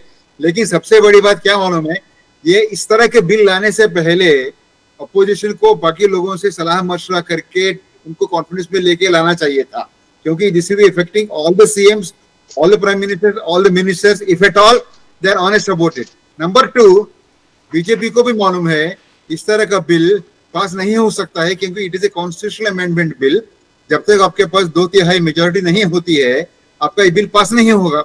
आपने बिल ला लिया, हंगामा खड़ा कर दिया, लोगों को मौका दिया चिल्लम चिल्ली करने के लिए, पार्लियामेंट एडजन हो गया, वहां पर काफी सारी शोर शराबा हुई और बिल फाड़ के अमित शाह के मुंह के ऊपर लोगों ने फेंका है। आपको इस तरह की चीजें पार्लियामेंट में नहीं होनी चाहिए। मैं इस चीज की निंदा करता हूँ। आपका जो भी अपोजिशन है आप बात करो, चिल्लाए तो चिल्लाओ, वॉकआउट करो तो वॉकआउट करो, लेकिन इस तरह के बिल फाड़ के मुंह पे फेंकना वगैरह ये ठीक नहीं है।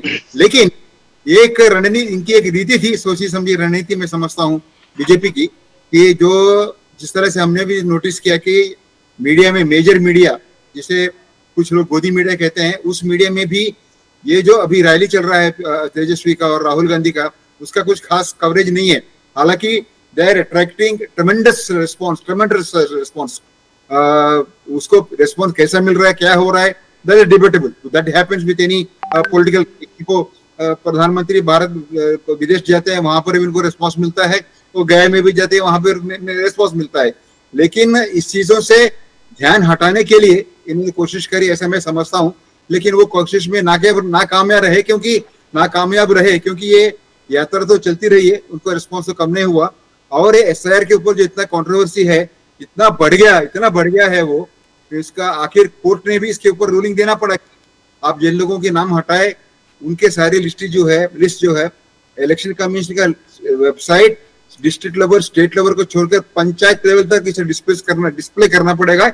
और जो भी जिसका भी ऑब्जेक्शन है, उन्हें आगे आके अपना क्लेम फॉर्म फाइल करने की उनका हक है। Ultimately it is a constitutional issue. My vote, one man one vote, my vote is my constitutional right. उसको प्रोटेक्ट करने के लिए उन्होंने बोला कि ये करो, तो ये मतलब ये एक तरह की उन्होंने जो कोशिश करी, that was not successful. Pradeep, Daruwala साहब, you heard doctor Dharmendra Yadav ji, you heard BN Kumar ji. जिस प्रकार से बीएन कुमार जी कहा कि दिस डाइवर्सिटी टैक्टिक्स, ये पूरे बिल है कि वोट चोरी, जो राहुल गांधी जी चिल्ला रहे कि वोट चोर गद्दी छोड़, वोट चोर गद्दी छोड़, उसको हाईलाइट कम करके, ये how do you see that? Is it diversity tactics, Daruwalla साहब? जब यहाँ पर एक कमेटी होती है, सारे बिल्स जो हाउस में आने वाले, वो it passes through a total procedure.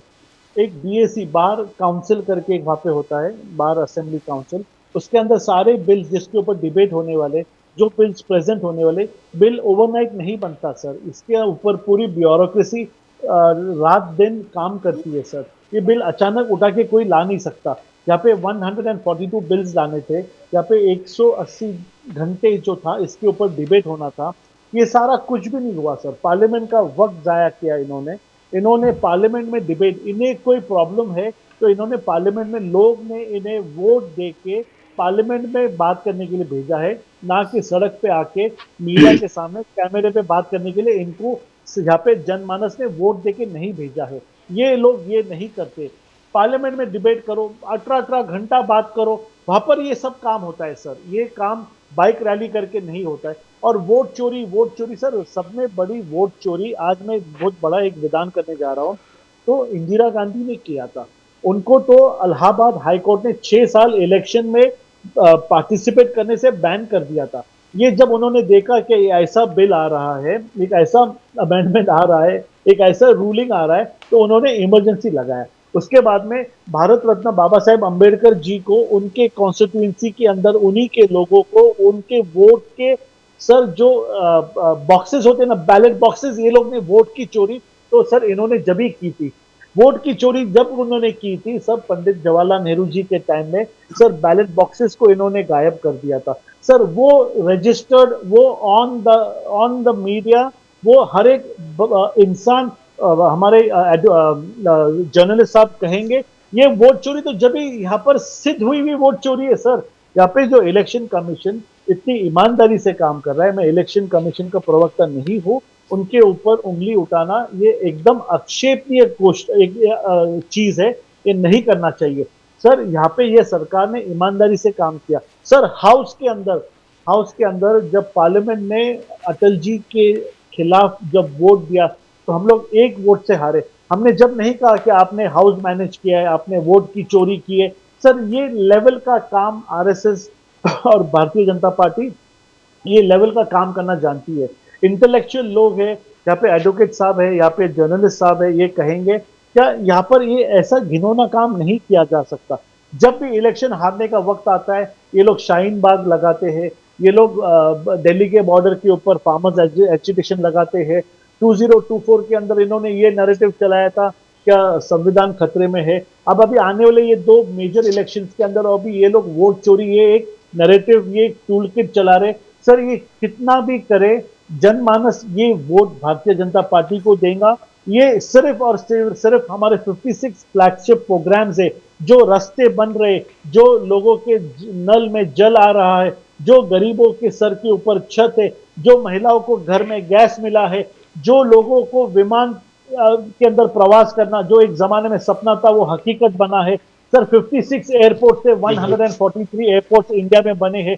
Sir यहाँ पे ट्रेन नेटवर्क जो इन्होंने इतना थर्ड क्लास किया था, रेलवे बिकने को आया था, आज रेलवे ये इतना प्रॉफिट मेकिंग इंडस्ट्री हो गया है। ऑयल कंपनीज को सर बैंक ने लोन देना बंद कर दिया था, आज ऑयल कंपनीज जो पब्लिक सेक्टर यूनिट है जिसके अंदर 51% इन्वेस्टमेंट ये आम जनता का है, वो कंपनीज प्रॉफिट उनके क्वार्टर्स के अंदर आप देखो वो प्रॉफिट दर्जा रहे हैं। अडानी और अंबानी ये तो कुछ 2014 में चालू हुई कंपनी नहीं है सर, ये 40 साल से कांग्रेस के वक्त से ये लोग काम कर रहे हैं। ये ऐसा नहीं कि इनको आज काम हमने दिया सर। जो अंबानी जी को रिफाइनिंग का जो कॉन्ट्रैक्ट दिया था बैंगलोर रिफाइनरी, वो तो कांग्रेस के वक्त में दिया था सर ये जनमानस को ये नितिकृतिज ये छोटी छोटी डिटेल्स मालूम नहीं रहती, मगर ये लोग एक नैरेटिव चलाते हैं, एक टूलकिट चलाते हैं। ये लोग हमारे जो देश को खोखला करना चाहते हैं, ये डेमोक्रेसी जो लोगों से देखी नहीं जाती, वो लोग अखिलेश यादव जी का इतने अच्छे नेता, उनके जो बड़े नेताजी थे उनका हम लोग इतना आदर करते हैं। यहाँ पर सर राजीव गांधी जैसा प्राइम मिनिस्टर नहीं था, उनके पुत्र ऐसी बात करते सर, ये बहुत ही निंदा लायक गोष्ठी है सर। 1980 के अंदर सोनिया गांधी जी का विवाह हुआ, 3 साल उन्होंने नागरिकता भी उनको नहीं मिली, वो वोट दे रहे थे जब इलेक्शन कमीशन ठीक ठाक था। जब इनकी दिल के जैसा काम होता है, इनमें से एक आदमी ने भी नहीं पूछा एक फॉरेन नेशनल इंडिया में वोट कैसा दे सकता। राजीव गांधी जी सोनिया मैम जाके वोटिंग कर रहे, ऐसी उंगली बता रहे, जबकि 1983 3 साल बाद उन्हें इंडिया की नागरिकता मिली। आप वीडियो निकाल के देखिए सर, उसको प्रोटेस्ट नहीं किया इन्होंने। तो ठीक, खैर कोई बात नहीं, जनमानस देख रहा है। आने वाले दिनों में वोटिंग के माध्यम से बीजेपी कांग्रेस को और समाजवादी पार्टी को एक लोकल पार्टी बना के छोड़ेंगी, ये मैं दावे के साथ कहता हूं। और ये मेरे 2 शब्द कह के मैं आपकी रजा चाहता हूं। शुक्रिया प्रदीप सर, शुक्रिया, बहुत बहुत शुक्रिया आपका। Thank you Yadav ji, thank you sir. Dharmendra Yadav ji, you want to respond? आपको रिस्पॉन्ड करना है दारूवाला साहब? ओके, आपको भी आई कंटिन्यू। आप कुछ फाइनल जो दारूवाला साहब का कुछ रिबट करना है तो करके जाइए। डॉक्टर धर्मेंद्र यादव जी बोलिए। प्रदीप जी, हाँ, दारूवाला साहब 5 मिनट तक इलेक्शन कमीशन का बचाव करते रहे। 5 मिनट के बाद बोल रहे हैं कि हम इलेक्शन कमीशन के कोई प्रवक्ता नहीं। जब हमें कहते हैं कि इलेक्शन कमीशन वोट चोरी कर रहा है भारतीय जनता पार्टी के साथ मिलकर, तो भारतीय जनता पार्टी और इलेक्शन कमीशन दोनों के प्रेस कॉन्फ्रेंस को देखिए, एक ज्वाइंट वेंचर की तरह उसे डिफेंड करने आते हैं। अब इस बात का देखिए, चोरी कभी छुपती नहीं है और झूठ हमेशा पता चल जाता है। तो चोरी और झूठ एक ऐसी चीज है जो बाहर आनी ही आनी है। जब हम चोर कहते हैं तो बीजेपी के लोग क्यों चिल्लाना शुरू करते हैं, क्यों डिफेंड करते हैं अपने आप को? जब आप चोर नहीं हो तो आप शांत बैठे रहो आराम से, आपने चोरी किया ही नहीं है। दूसरी बात जो ये कह रहे थे कि जो आधार आपके जो इन्होंने 22 लाख वोटर्स का बोला कि 22 लाख वोटर जो है उनकी डेथ हो गई है। तो आप मुझे बताइए कि जन्म मृत्यु प्रमाण पत्र जो होते हैं डिस्ट्रिक्ट हॉस्पिटल्स में, उसका भी आंकड़ा है। इतने आदमी तो कोरोना में नहीं मरे थे जितने बिहार में मर गए। इलेक्शन कमीशन के डेटा के अनुसार कोरोना में भी इतने आदमी नहीं मरे जितने बिहार में मर गए इस दौरान। तो ये सवाल तो खड़ा होता ही है ना। जब आप एड्रेस लिख के 0 दोगे, अब ज्ञानेश साहब ने कहा कि एड्रेस 0 इसलिए लिखा है जिसके पास घर नहीं है। अब बीजेपी प्रवक्ता कह रहे थे मोदी जी ने सबको छत बांट दी है, तो यानी वो छत वाले भी गायब हो गए। तो या तो ज्ञानेश जी झूठ बोल रहे थे या तो मोदी जी झूठ बोल रहे हैं कि हमने छत बांट दिया है, तो छत उन पे है नहीं। दूसरी महत्वपूर्ण बात यह है कि पूरे देश के अंदर जितने भी आधार कार्ड बने हैं आज तक, 142 करोड़ की आबादी है, जितने आधार कार्ड बने हैं किसी भी आधार कार्ड में 0 एड्रेस नहीं लिखा है। तो इसका मतलब आधार कार्ड के जो एड्रेस है वो गलत है, आपके जो एड्रेस है वो सही है। किसी एक व्यक्ति के 50 पुत्र कैसे हो सकते हैं? एक पुत्र को पैदा होने में 9 महीने लगेगा, 50 पुत्र कैसे पैदा हो गए? तो ये सब सवाल जब इसका जवाब देना हो तो भारतीय जनता पार्टी इधर उधर की बात करने लगती है। अब दूसरी बात कह रहे संविधान खत्म करने की बात। संविधान खत्म करने की बात तो भारतीय जनता पार्टी के नेता कर रहे थे। लल्लू सिंह जो अयोध्या के प्रत्याशी थे, उन्होंने कहा था कि 400 पार हो तो हम संविधान को बदल देंगे। यही बात तो समाजवादी पार्टी और इंडिया गठबंधन के लोग बार बार लोगों को बताए कि अगर भारतीय जनता पार्टी इस बार 400 पार होगी तो इस देश का संविधान बदल दिया जाएगा और आपके हक अधिकार छीन लिए जाएंगे, सामाजिक न्याय की लड़ाई बहुत नीचे पहुंच जाएगी। तो जनता ने इस बात को समझा, क्योंकि वो महसूस कर रहे थे कि कहीं की गड़बड़ी हो रही है। जैसे उदाहरण के लिए लेटरल एंट्री का जो डेटा था, डॉक्टर जितेंद्र सिंह ने लोकसभा में बताया कि लेटरल एंट्री में कोई भी आरक्षण लागू नहीं होता है। तो जब इस देश में आरक्षण खत्म हो जाएगा, बैकडोर से आप आईएएस अधिकारी बना दोगे, किसको बना दोगे? जो भारतीय जनता पार्टी के बड़े नेता, उनके बेटे को बना दोगे, उनके दामाद को बना दोगे, उनके भाई को बना दोगे, विश्वविद्यालय में असिस्टेंट प्रोफेसर बना दोगे बैकडोर से, लेकिन आरक्षण नहीं लागू करोगे। तो जब आरक्षण खत्म हो जाएगा, संविधान अपने आप खत्म हो जाएगा। तो इसकी चिंता तो हमने तब भी करी थी और आज भी कर रहे हैं। केंद्रीय विश्वविद्यालयों में, आईआईटीज में, एनआईटीज में और आईएम्स में आज भी एसोसिएट प्रोफेसर और प्रोफेसर के रैंक पर 2% ओबीसी के लोग नहीं है, एससी के लोग नहीं है। तो उनका आरक्षण कौन खा रहा है? भारतीय जनता पार्टी के लोग तो खा रहे हैं। आज जो नियुक्तियां हो रही हैं, अगर ओबीसी और एससी का कैंडिडेट है विश्वविद्यालयों में या फिर हायर एजुकेशन में, वहां पे एनएफएस लगा दिया जाता है। जैसे कोई संघ का मिल जाता है, संघ की भर्ती हो जाती है। तो ये तो भारतीय जनता पार्टी इस तरह से खत्म करना चाह रही है।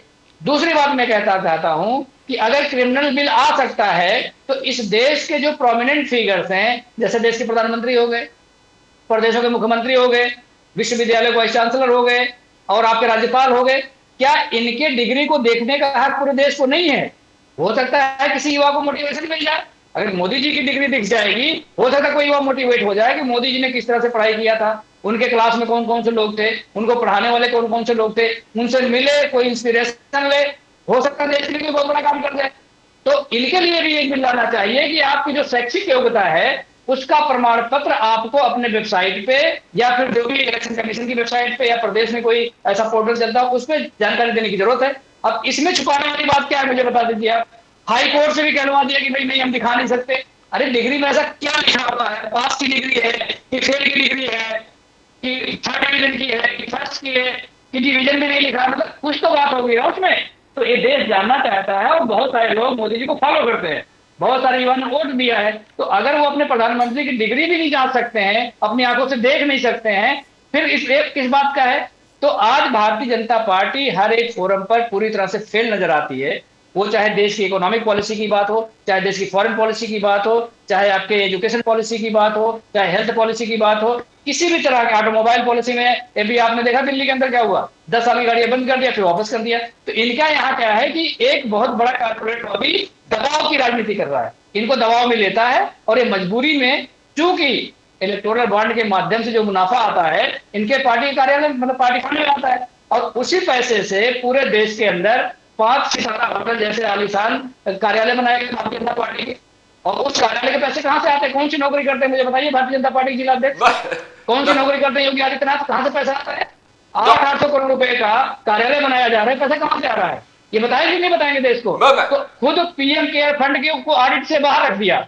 ऐसी मरी हुई नैतिकता किसी भी प्रधानमंत्री की नहीं है कि अपने लिए फंड बनाए, उसमें पैसा डाले, फिर बोले भैया ऑडिट नहीं करने देंगे। क्यों नहीं करने दोगे? चोरी कर रहे हो। तो हम बोलेंगे कि आप पैसे की भी चोरी करते हो तो आप नहीं मानोगे,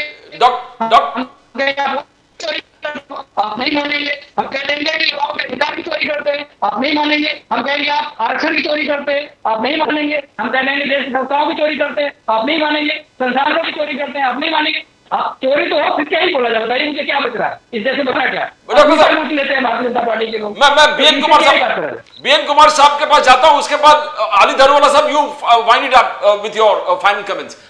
BN Kumar sahab, you heard, Daruwala साहब रुकिए, BN Kumar ji you heard vote share, बोलिए और फिर मैं दारूवाला साहब से समाप्त कर देता हूं। बोलिए बीएन कुमार जी, वोट चोरी, वोट चोर, गद्दी चोर। Daruwalla, I think mister Daruwalla has presented a very good argument saying that कि पार्लियामेंट में एक गरिमा रखनी चाहिए, there is a need for decorum in the house।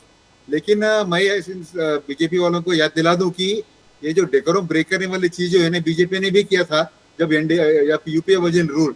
ये जब अपना अन्ना हजारे का एजिटेशन चल रहा था उस समय कितने बार हंगामा करके उन्होंने हाउस को चलने नहीं दिया। प्राइम मिनिस्टर को भी उन्होंने मौन सिंह करके नाम तक दिया गया था।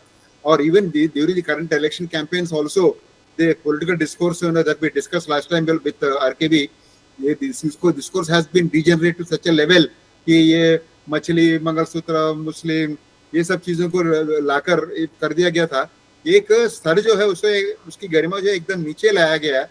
और I think this is basically reflecting in parliament also. There have been occasions even in the current regime, current parliament tenure, BJP itself has been trying to disrupt the parliament. Ruling party house को disturb करती है. एक अनोखी चीज हम लोगों ने देखा है. This is not done.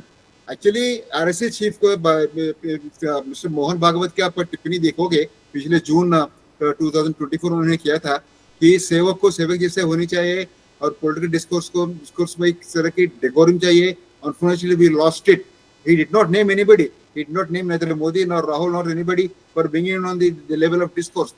एक और इम्पोर्टेंट चीज मैं अपने के दर्शकों को बताना चाहता हूं कि प्रदीप, आने वाले सितंबर 11 तारीख, नोट डेट याद कीजिए, नोट कीजिएगा, उस दिन हम लोग चर्चा में आएंगे फिर से. आने वाले सितंबर 11 तारीख और सितंबर 17 तारीख, ये दोनों तारीख बहुत ही महत्वपूर्ण रहेंगे देश के पॉलिटिकल हिस्ट्री के हिसाब से. क्योंकि मिस्टर मोहन भागवत ने कह दिया था कि जो आदमी अगर 75 ईयर्स की एज का हो गया होगा, इसका उम्र 75 साल का हो गया, उसे पद छोड़ना पड़ेगा.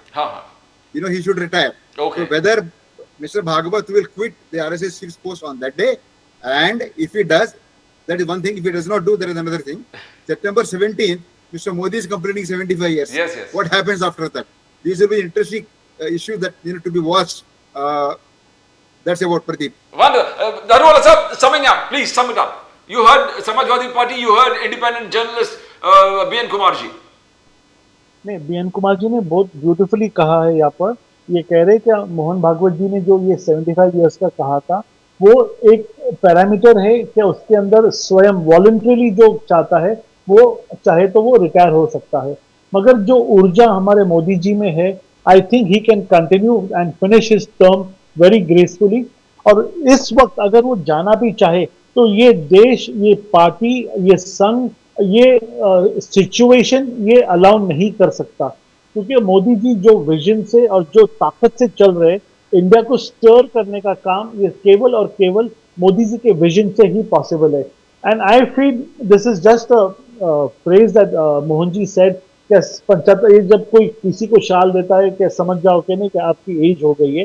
बेशक एज हो गई है, but we have over here presidents and prime ministers who are 80, 82 and they are doing exceptionally well. इनका विजडम और इनका नॉलेज ये देश के लिए उम्र के साथ में जो इनने पाया है, वो हमारे लिए इतना मूल्यवान है. इन्हें छोड़ना ये स्टेज के ऊपर, मुझे नहीं लगता India can afford this stupidity. And I request that Modi ji continues. And I don't think there is any kind of discussion in the circles that our Honorable Prime Minister may not continue. And at this, I would like to thank Yadav sir, and I would like to thank you. Thank you, Daruwala sahab. Thank you, Daruwala sahab. Yeah, B.N. Kumar ji, you want to say something finally before? Yeah, one last. Yes, बोलिए. BJP RSS का एक unwritten rule था कि one man, one post. Yes. Mr. Nadda continues to be the BJP president as well as the minister. Correct. So what happens to him is another question to be watched. Yes, fantastic. Thank you, B.N. Kumar sir. Thank you so much for being on the show at the short time. Thank you so much. As we always, thank you. As we always end with the preamble to the Constitution, which says, "We, the people, hereby resolve to constitute India into a sovereign, socialist, secular, democratic republic, and to secure to all its citizens justice, equality, liberty, and fraternity." Justice that is social, economic and political. Equality before the law and equal protection of rights. Liberty, freedom of speech, expression, faith, worship and belief. And the right to life, liberty and pursuit of happiness. Fraternity, believing in eternal brotherhood, believing the territorial and political integrity of the nation. To subscribe to Nation Now, click on the icon to subscribe to the fastest growing channel of the nation. Subscribe to Nation Now. Subscribe to the fastest growing channel of the nation. And it's a fundamental duty, as I say all the time, it's a fundamental duty of all political parties and political leaders to see that they come together to protect and preserve the pillars of the Constitution. Because if the pillars of the Constitution are safe and secure, the Constitution survives, the Republic survives, and the people of the Republic survive. That's all from Pradeep Nambiar. Nation Now will come again with more news from the center, Maharashtra and Mumbai. Till then, it's bye for now.